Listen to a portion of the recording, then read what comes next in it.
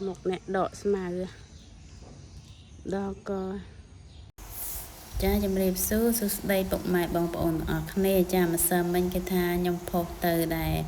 một cái hòm tay đó nghe kinh tha bong ổn còn comment xui chán hay nhom mình toàn ban tอบcommentบอกกอดเต้ทาnhomการใดធ្វើអីចឹងណាចាឥឡូវនេះខ្ញុំមកដកសំណាបចាបងប្អូនដែលដៃខ្ញុំដែលចេញពងបែកហ្នឹងណាហើយមុខបែកញើក្រហមធើងហ្នឹងក៏ថាខ្ញុំមកដកសំណាបចាបងប្អូនណាធ្លាប់ដកសំណាបស្ទូងស្រែធ្វើស្រូវចឹងណាចានិយាយលេងតែបងប្អូនក៏ថា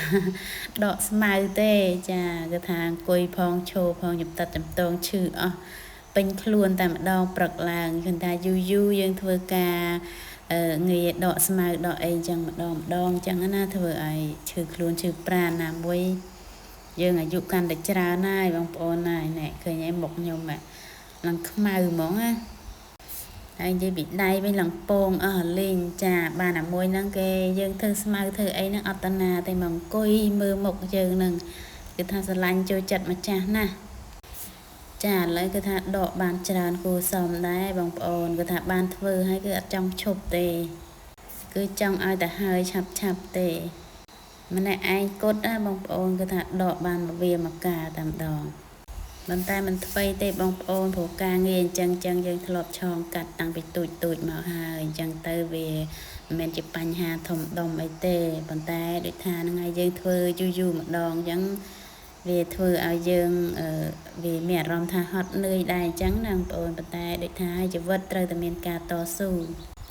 ចាគេថាខ្ញុំដកនឹងដកដូចដកសំណាបអញ្ចឹងណាបងប្អូនអញ្ចឹងហើយបានថាសួរបងប្អូនអញ្ចឹងណាហើយឃើញតែខ្ញុំដកនឹងដកដូចសំណាបដែរអត់ចា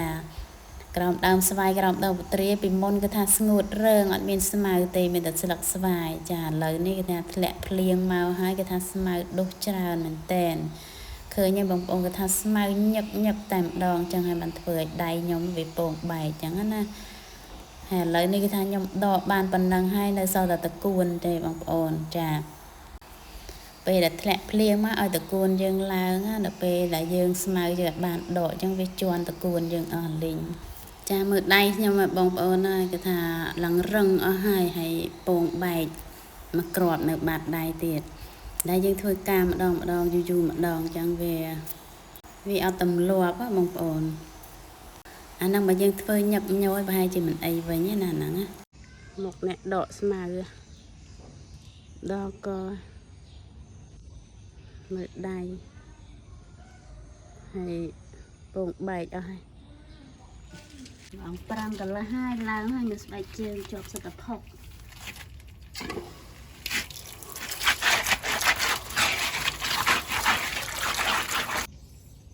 ដៃឡើងពងអស់នេះពងដៃដកស្មៅមិញឥឡូវមកលាងជើង